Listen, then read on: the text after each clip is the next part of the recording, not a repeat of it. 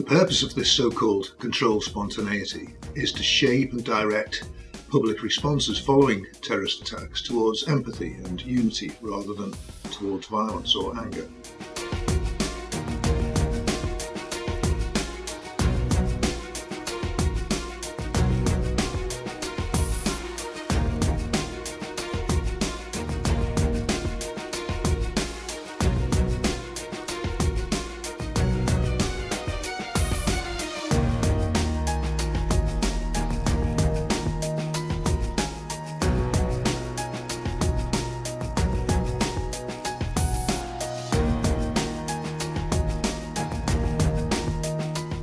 An example of these operations in the UK was following the murder of the British aid worker Alan Henning by Islamic State militants in 2014.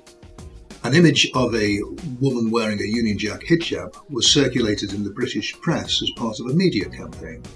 It later emerged that the image was developed by a private contractor, Breakthrough Media, on behalf of a controversial propaganda unit, the Research, Information and Communications Unit, which is part of the UK Home Office's Counter-Terrorism Division.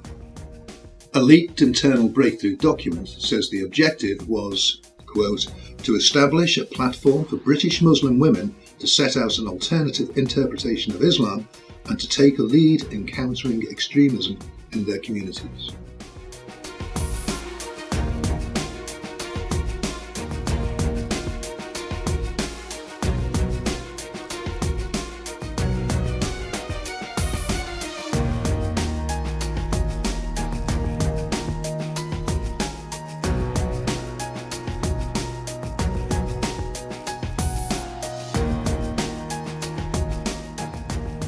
Another example followed the terrorist attacks on London Bridge in June 2017, in which 8 people were killed. The day after the attacks, a team of men were allowed to pass through the police cordon and plaster walls with positive images of London and hashtags that were already in circulation on social media. The next day, a British government official rang the local council and said, "We're sending you 100 imams." And sure enough, a few days later, 100 imams from across the UK arrived at London Bridge, walked across the bridge, and then read out a statement condemning the attack. And the following weekend, a group of Muslims arrived at the bridge and handed out thousands of red roses, which they said was a gesture of love and solidarity.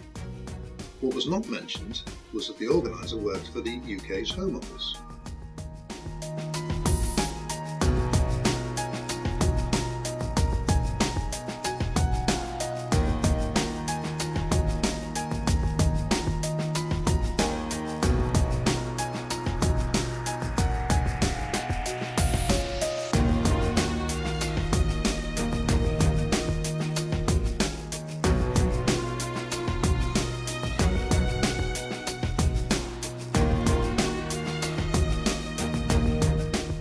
Some key figures involved in these operations are starting to have misgivings about the way in which emergency planning is being combined with propaganda techniques in order to influence the reaction of the public following a terrorist attack.